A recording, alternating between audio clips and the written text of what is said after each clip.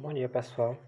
Na aula passada eu falei sobre a arte na Mesopotâmia e hoje eu vou falar sobre a arte egípcia, a arte no Egito Antigo, que surgiu aproximadamente 3.000 anos antes de Cristo e era ligada à religiosidade egípcia.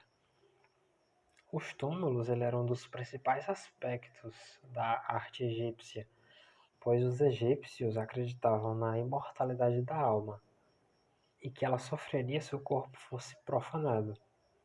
Por isso que eles mumificavam os corpos, a tentativa de proteger esses corpos por toda a eternidade.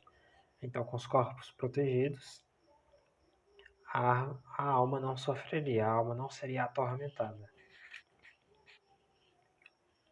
Outro dos elementos principais da arte egípcia foi a pintura egípcia, que eram feitas nas paredes das pirâmides e detalhavam a vida do faraó. Essas pinturas foram feitas por ordem do próprio faraó. Lembrando que as pirâmides não eram casas, mas túmulos. Elas eram usadas como túmulos dos faraós, ou de pessoas muito ricas no Egito Antigo.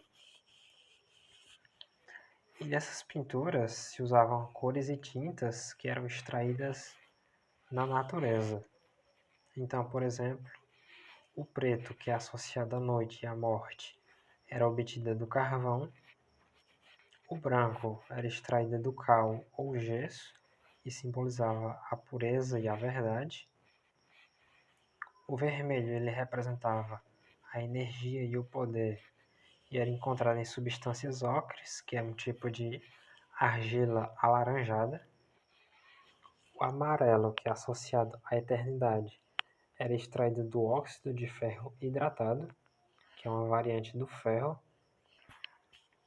O verde ele simbolizava a regeneração e a vida e era obtido da malaquite do Sinai. Malaquite é um tipo de pedra parecida com a esmeralda.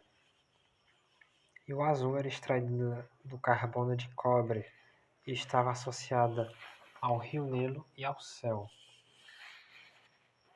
Entre as características da pintura egípcia, nós temos três: a ausência de três dimensões, ou seja, na pintura egípcia não tinha largura, altura e profundidade, só tinha largura e altura. Segunda característica, a ausência de sombra, então era apenas desenho sem sombras. E a terceira característica, que era o uso de cores convencionais. Ou seja, essas cores que eu falei um pouco atrás eram as cores convencionais, que eram usadas em todas ou na maioria das pinturas. E uma quarta característica, que era a lei da frontalidade. Então, o tronco das pessoas deveria ser representado de frente, por isso o nome, lei da frontalidade de frente. Mas a cabeça, as pernas e os pés eram desenhados de perfil, ou seja, de lado. Então, o tronco ele ficava para a frente, enquanto a cabeça, pernas e pés ficavam de lado. E isso deveria ser feito em todas as pinturas, já que na arte egípcia não havia muito espaço para criatividade. A arte egípcia deveria seguir os mesmos padrões. Então a maioria das pinturas egípcias elas são muito semelhantes, porque elas usam as mesmas regras. Então pessoal, por hoje é só, até a próxima aula.